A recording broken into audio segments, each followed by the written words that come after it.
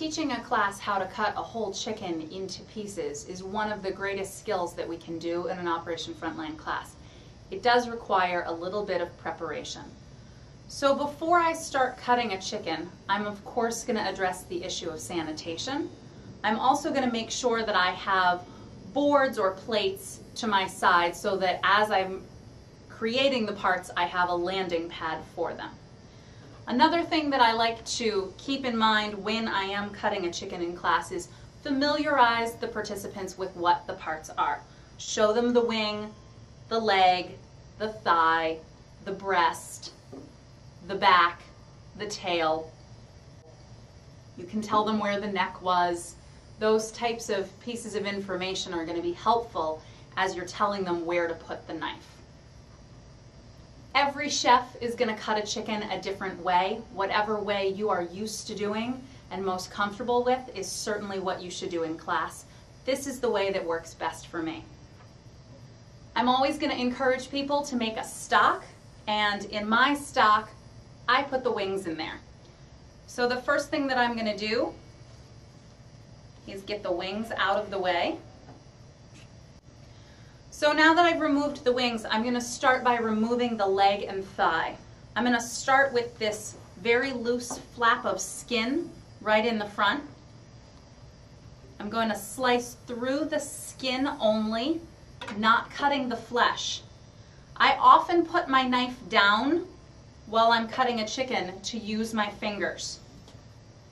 Cutting just through skin. I often turn the chicken to show people what I'm doing so they can clearly see. And I'm going to tell people that I feel a bone right here and that I'm going to do about a 1-inch cut to the side of the bone to release the thigh from the rest of the body. Now that that space is opened up, I'm going to find the hip joint with my finger and dislocate it. I put the chicken on its side. You can turn it either way, whichever way is easier. I put it on the side so that I know where my hand is in relation to the blade of the knife at all times. And I am just slicing underneath that dislocated hip joint. The chicken was very nice to us. It gave us a nice little line of fat that is the cut here line. So when we want to separate the leg from the thigh, I do a small cut through some of the flesh, opening it up so that I can actually see the joint. And you can show people the space between the bone. What we ideally want to do is slide the blade of the knife between the joint.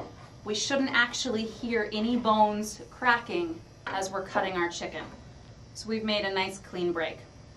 Of course, to reduce the fat of our chicken, we are going to remove the skin. You can do that now, just pulling it off, or using your knife to do a little bit of trimming. Or you can do that once you have all the parts done. So we're going to move on to the breast. If it's easier, you can remove the skin so that people can clearly see it. But if not, encourage people to feel where the breastbone is with their fingers.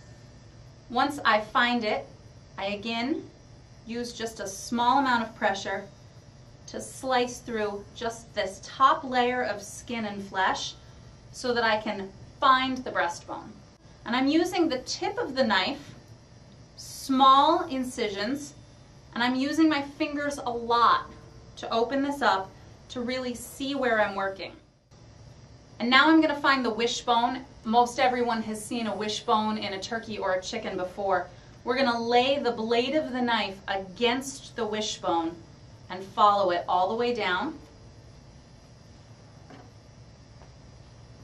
And once we have that opened up, I feel underneath where that wing joint is.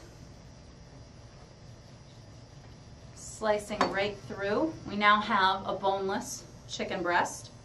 I like to point out what the chicken tender is. It's often an interesting topic of conversation for classes to show people what they're paying extra money for packaging. In order to instruct people on making stock, what I will typically do is have people trim off some of the excess fat now while they have the chance, and then just talking to people about saving up a few of the carcasses in the freezer, maybe making stock once they have 2 or 3 or 4 even, filling a pot with cold water, putting the bones in, adding some vegetables and seasonings if you want, and simmering it for a few hours to get the best flavor out of it. We use the whole chickens so that every part of it is being used. What I typically do is I demonstrate how to cut one whole chicken with everyone watching. Then I have a second chicken and I invite any participants that want to come up and cut a portion with me. Some people aren't going to want to cut the chicken into parts. Some people have an aversion to touching raw meat. Some people are going to take a chicken home and just roast it whole, and all of those things are fine. At least they've seen how to do it, and they're better equipped when they do try this in their home kitchen.